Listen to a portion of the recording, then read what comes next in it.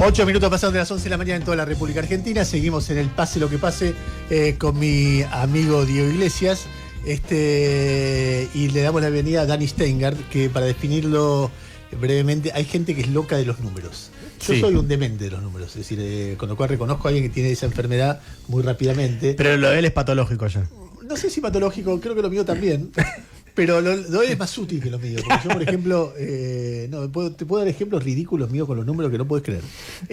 Pero no me sirve para nada, porque son. En cambio, él pone esa locura a tratar de entender numéricamente el país y el mundo. Y tiene una cantidad de datos. Mirá, fue el primero que dijo. No me acuerdo cuál era la boleta.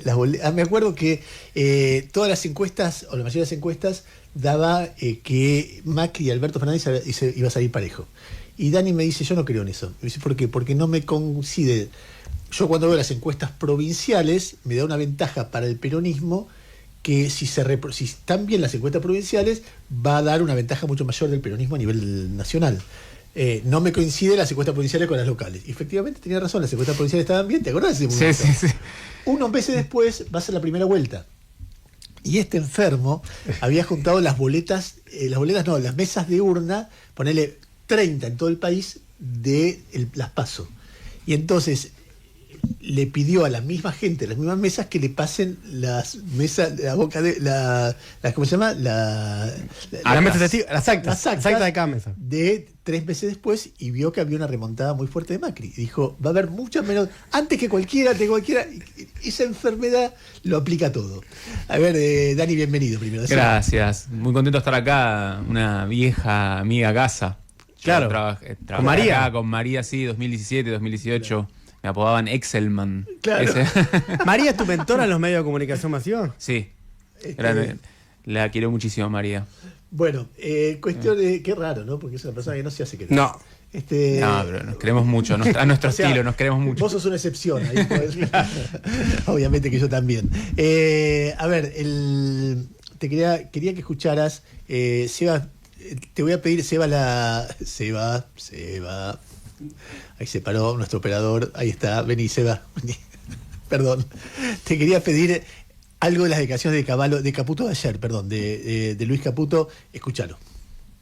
La ropa sí está mucho más cara, pero la ropa está mucho más cara porque la ropa ha sido una industria tremendamente protegida. Hay un ejemplo muy concreto que dio un colega tuyo de una empresa argentina de ropa que vende en Chile la misma prenda que vende en Argentina, en Chile a mitad de precio, ¿sí? $250 que vende en Chile, la vende en 500 en Argentina y la produce acá. Entonces, ¿por qué no la vende en 500 en Chile? ¿Por qué? Porque no se la pagan, porque hay competencia, porque hay prendas similares a esas a ese precio. ¿Por qué la puede vender? Porque no hay competencia acá. Entonces es un proceso que tarda de 6 a 12 meses. O sea, pero no va a entrar más ropa afuera. Obviamente, y va a caer fuertemente el precio. ¿Y la comida? De la ropa.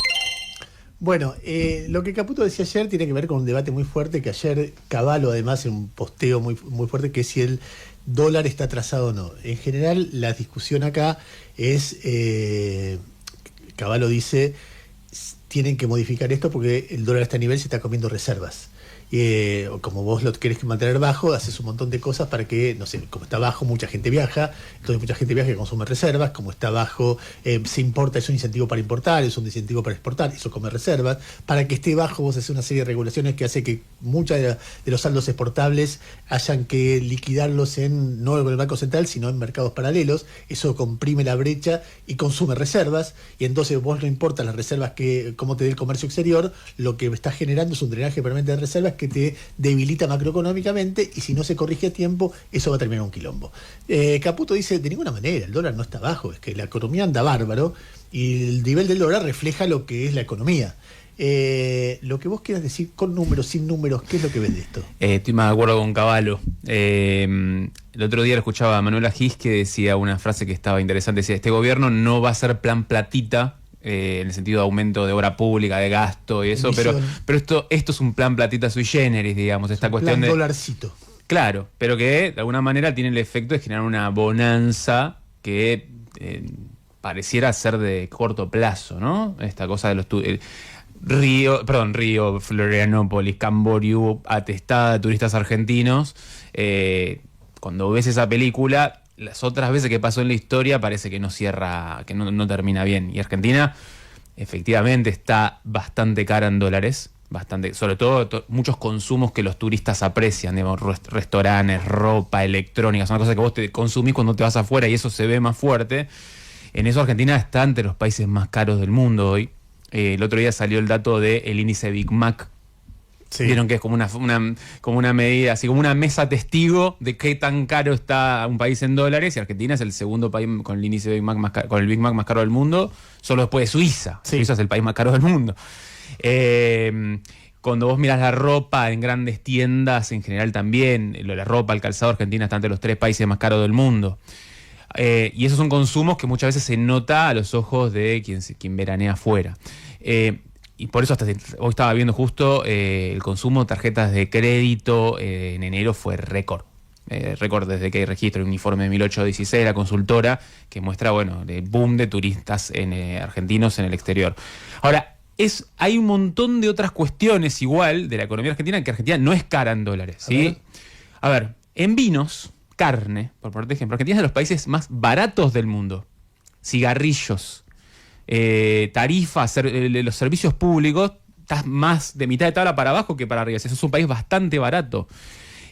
Frutas, verduras, más o menos mitad de tabla. Entonces, muchas veces también lo que ocurre es que en los medios se tiende a mostrar aquella cosa, la excepcionalidad de lo que sos más caro, que es obviamente muy relevante, pero hay un montón de otras cuestiones donde Argentina no es un país caro. Pero de lo que hace a la sostenibilidad de la economía, que muchas veces tiene que ver con los bienes que uno puede comerciar con el resto del mundo, porque tus dólares van a entrar sobre todo con los bienes que vos le vendas al mundo versus los que traigas. En bienes, en general, la mayoría, en muchos de los bienes, sobre todo lo que es electrónica, bienes de consumo, y eso Argentina efectivamente es un país que está muy caro. Ahora vos fíjate, recién lo citabas a Emanuel. Emanuel hoy publicó un laburo de su consultora de P4Q, Emanuel Álvarez Agis. Después lo voy a desarrollar más en la inmensa minoría, pero simplemente un puntito para comentar en relación a lo que vos decías. En parte del trabajo, lo que hacen ahí en P4Q es hacen una canasta comparativa ponderada de precios de alimentos y bebidas en Argentina comparada con el resto de los países de la región. En el medio de un proceso singular, porque Argentina abrió su economía, o está en proceso de abrirla, con varias medidas que fue tomando el gobierno, y dejamos, si querés, al costado qué pasó con el tipo de cambio para ver si está atrasado o no. Y vos lo que ves es que en diciembre del 23... en octubre del 23 estábamos un 57% más baratos en alimentos y bebidas comparado con la misma canasta con los países de la región. Y en diciembre del 2024, un año y 2 meses después, estamos un 13% más caros comparados con... A dólar paralelo, toma.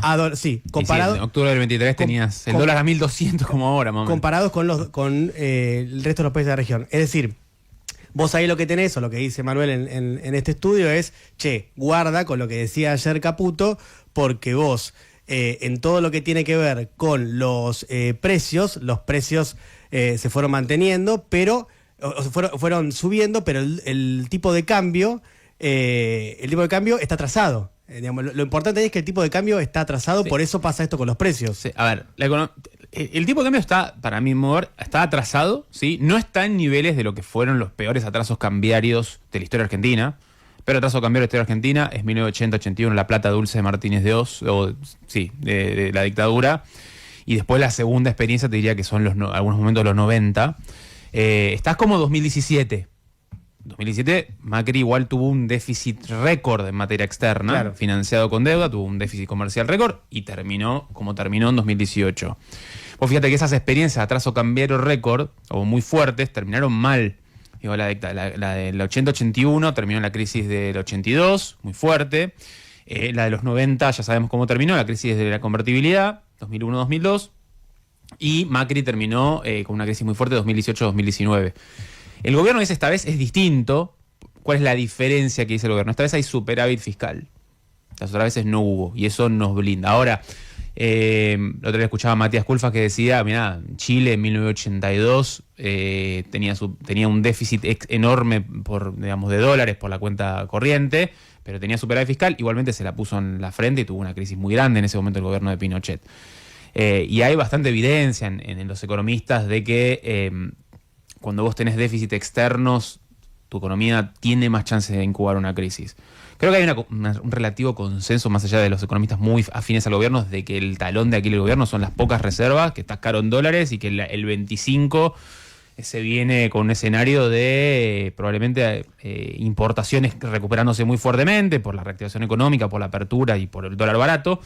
Y eso, vas a tener los dólares para financiar eso. Vaca Muerta te da un colchón que quizás en otro momento no tenías, pero a la vez el dólar súper barato te limita las exportaciones de otros complejos exportadores muy relevantes. Da la impresión que el gobierno se juega a caminar por la cornisa de una manera con esto que es impresionante. Bueno, es lo que decía, lo del plan platita, plan platita sui generis que dice Manuel. La sensación, vamos caminando por la cornisa, nos la jugamos y andás a ver, porque además como todo es una cuestión de percepciones.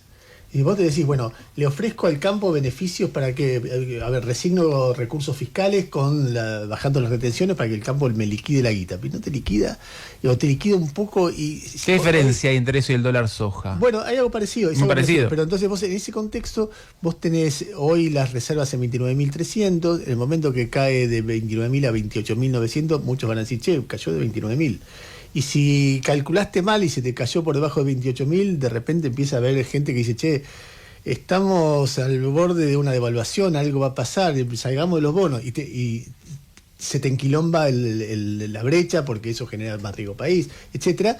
O no, o de repente no pasa eso. Pero es como ni que hablar si la situación internacional complica las cosas, ¿no? Qué sé yo, hay toda una cosa ahí. Déjame preguntarte algo. El gobierno hace un tiempito, a fines de diciembre, salió a agitar, yo creo que con datos que vos decías que eran datos ciertos, que había caído la pobreza en comparación con el momento que ellos asumieron.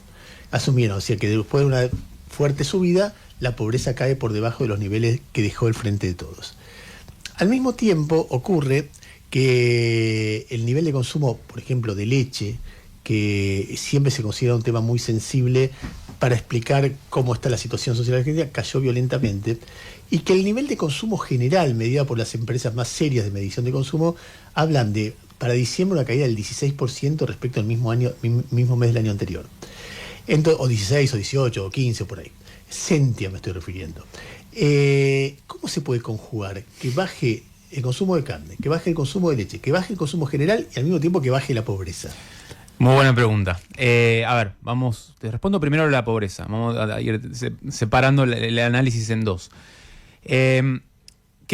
¿Cómo es la evolución de la pobreza en los últimos años en Argentina? El gobierno de Alberto Fernández tiende a ir subiendo, sobre todo 2020, después de la pandemia, pegó un salto, en 2021 baja, 2022 cuando empieza a acelerarse la inflación empieza a subir, 2023 el gobierno de Alberto Fernández dejó una pobreza, segundo semestre del 2023, 42%. Cuando asume Milei, ¿sí? La pobreza, que hay una devaluación muy fuerte del peso y la inflación toca récords, ahí la pobreza pega un salto al 53% primer semestre del 2024.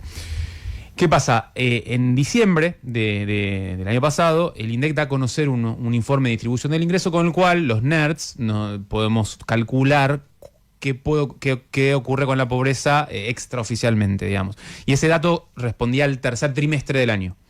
Y nos sorprendimos muchos cuando vimos que la pobreza había bajado muy fuertemente al 38%. Es decir, 38, un valor menor al de fines de 2023, más parecido al de mediados de 2023. Uh-huh. Entonces, ¿cómo puede ser ese dato si pasa todo lo que decís vos, Ernesto? Incluso otros indicadores de ingresos, salario real, jubilaciones reales y otras cuestiones estaban dando caída todavía en ese periodo. Bueno, acá hay un pequeño detalle metodológico de cómo medimos la pobreza que históricamente había sido muy irrelevante y de repente se volvió muy relevante. Que es lo siguiente. Habitualmente todos los indicadores de ingresos, salario real, jubilación, etcétera, miden el ingreso en el mes que vos trabajaste contra la canasta en el mes que vos trabajaste. Y el INDEC, ¿qué hace? Cuando pregunta, para medir la pobreza, usa una encuesta que se llama la encuesta permanente de hogares, que te pregunta cuánto ganaste por lo que trabajaste el mes anterior, ¿sí?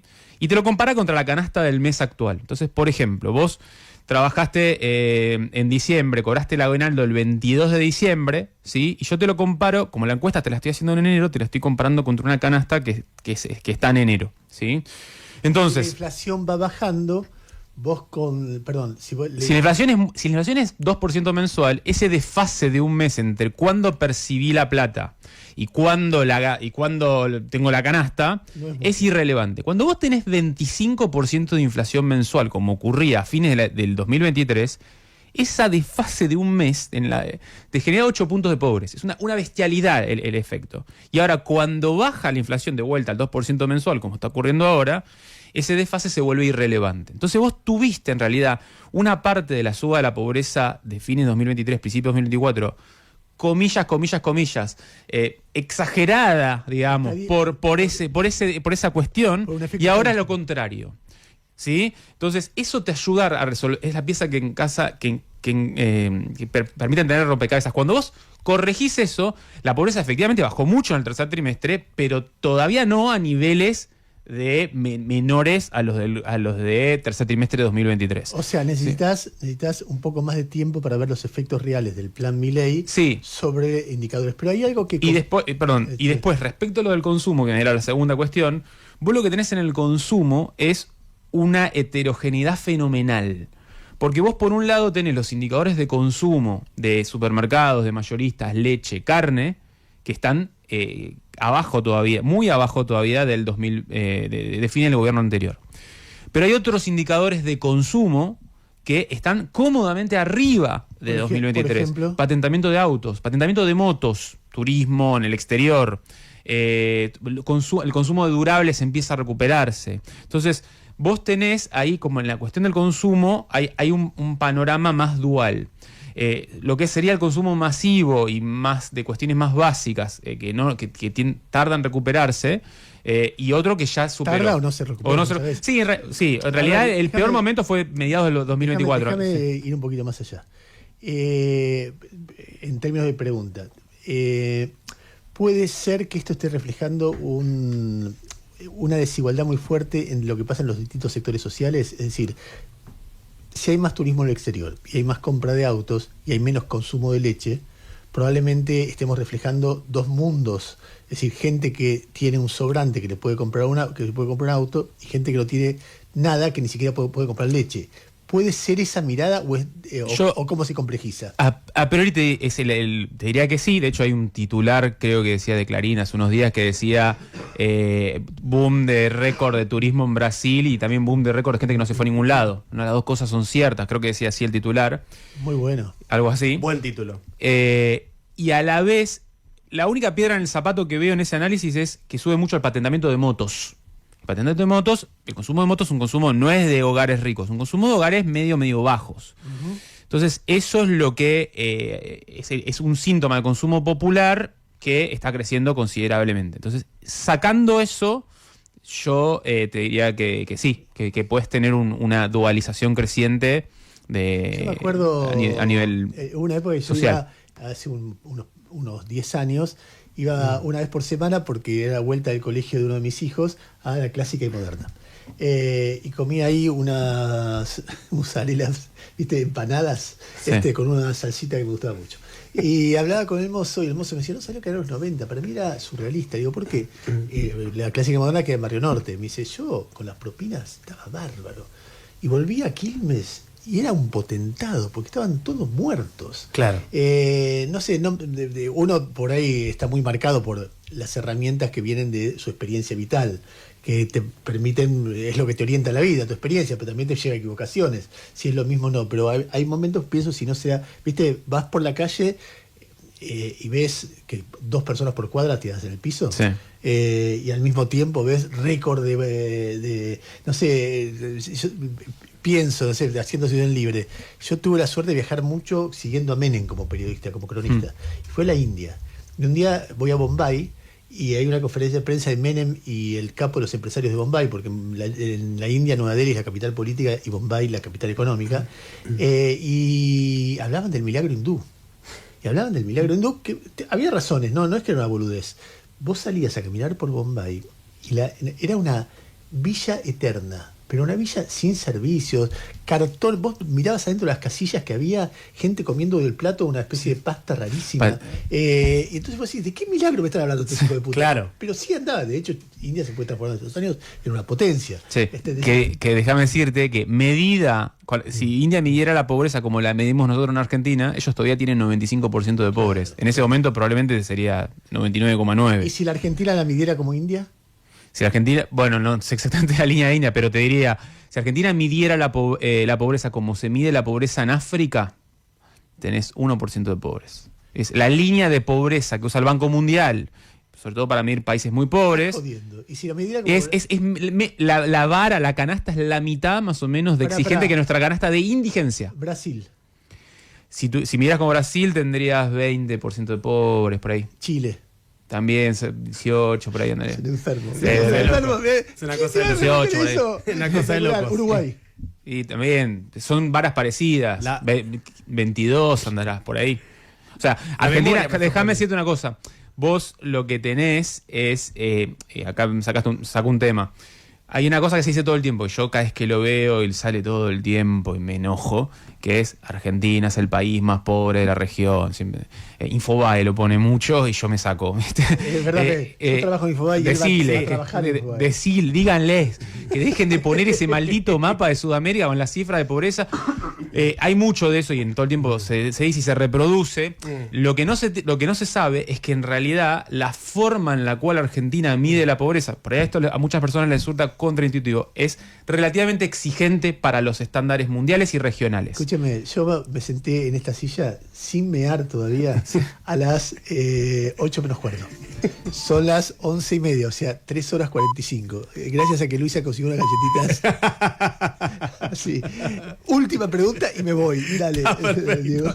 Vos recién, Dani, decías el tema de que para ver la película hay que esperar un poco más de tiempo, ¿no? Para entender un poco más en profundidad lo que está pasando, pero con los indicadores que vos vas viendo y haciendo una proyección y considerando, vamos a considerar que esto es un modelo económico, ¿no?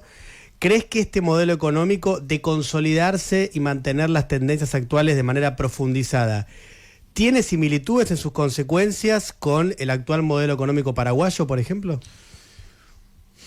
Que son sociedades muy distintas, que parten de niveles muy distintos. A ver, yo creo que si la economía logra consolidar la fuerte recuperación que consolidó en el segundo semestre, que es la gran pregunta, aún manteniendo una desigualdad alta, yo puedo pensar en que pueda ir bajando la pobreza.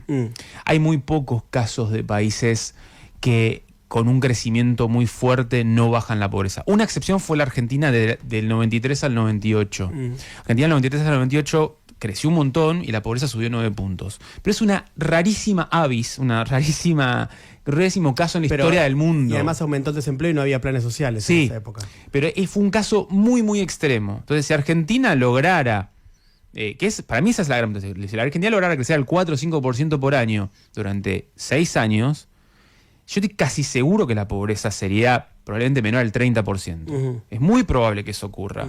Aún con una desigualdad que no baja o que incluso suba. O sea, vos tenés muchos casos de países que creciendo mucho, aún con una desigualdad empeorando, bajaron la pobreza. China, sin ir más lejos. China tiene muchísima más desigualdad que en la era de Mao. Tiene muchísimas menos pobres que en la era de Mao. Pero porque creció durante... Claro. El crecimiento fue tan grande que más que compensó el deterioro de la desigualdad. Pero en los 90 lo que pasó fue que el deterioro de la desigualdad fue tan grande que aún creciendo la pobreza subió.